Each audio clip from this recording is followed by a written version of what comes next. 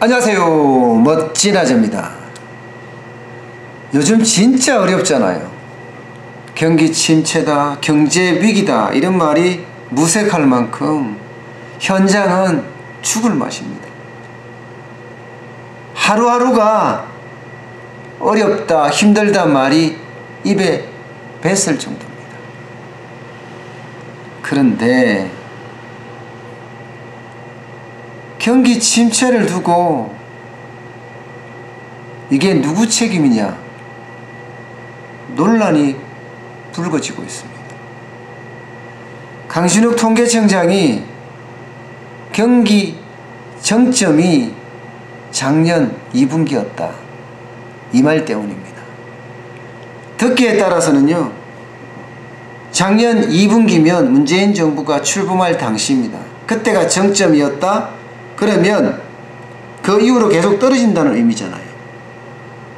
지난 정부가 잘못해서 경기는 부진을 거듭하고 있다, 이렇게 단순하게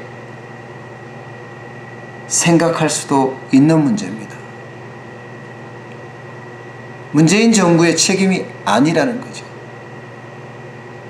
와, 지금 이렇게 어려운데 왜 이런 말이 불거져서 논란을 키우는지 모르겠습니다.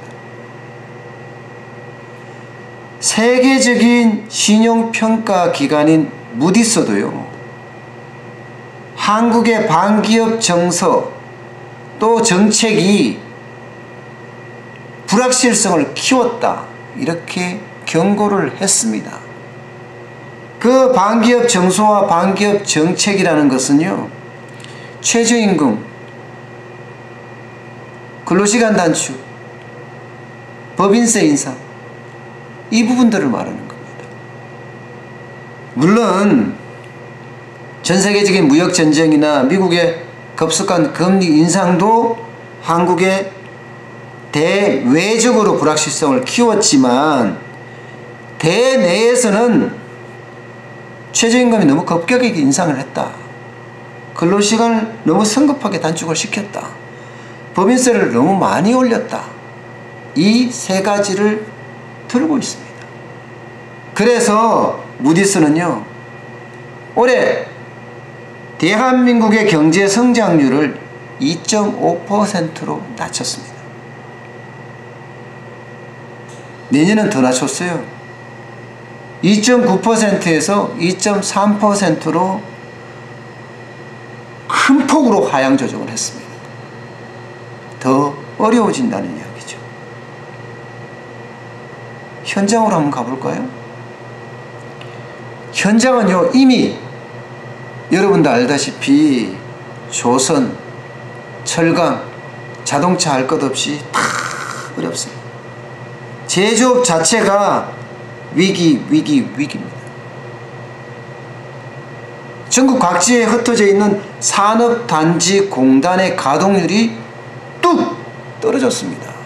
30%, 40%씩 떨어졌어요.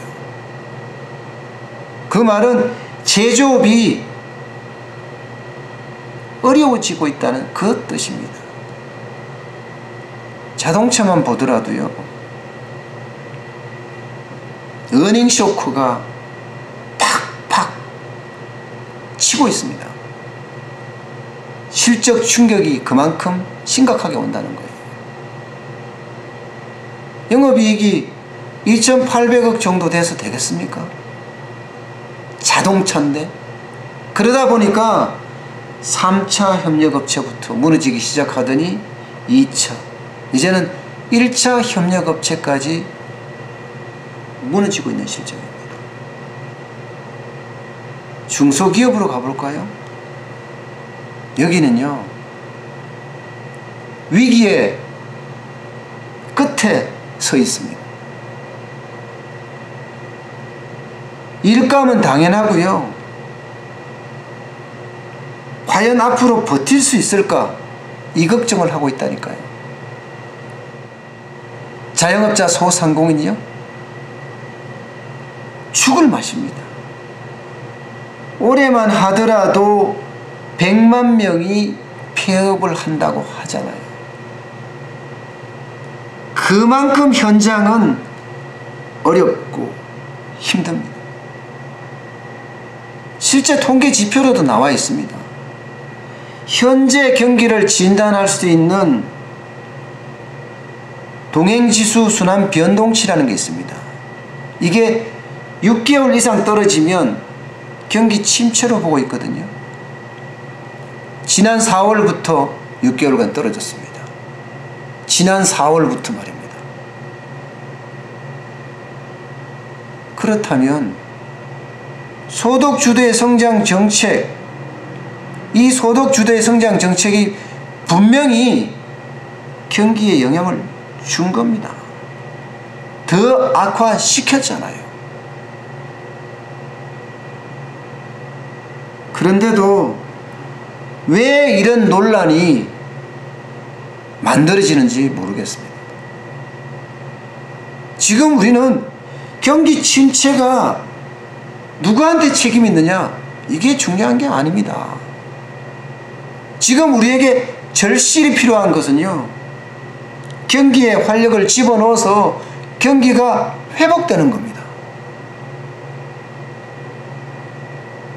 대외적으로 악재를 해결하기 위해서 뛰어다니고, 대내적인 악재를 해결하기 위해서 뛰어다니고, 이 뛰어다님이 합쳐서 경제가 회복되기를 바랄 뿐입니다.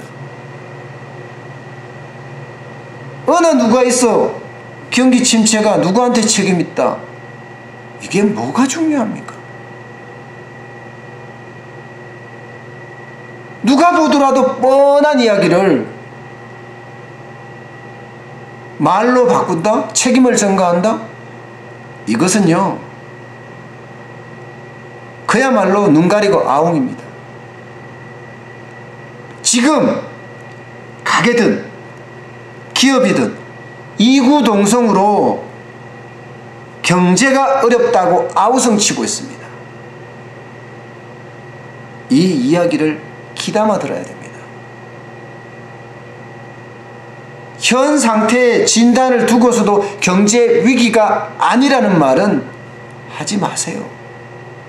이미 위기예요. 그 위기 속에서 위기를 인정하고 타개할 수 있는 방법을 찾아내야지만이 올바른 정책이 나오지 않을까 싶습니다. 분명한 것은 지금 경기 침체가 누구한테 책임이 있느냐가 아니라 앞으로 어떻게 경기를 활력을 불어넣으실 건가 하는 겁니다. 오늘 여기까지 하겠습니다. 고맙습니다.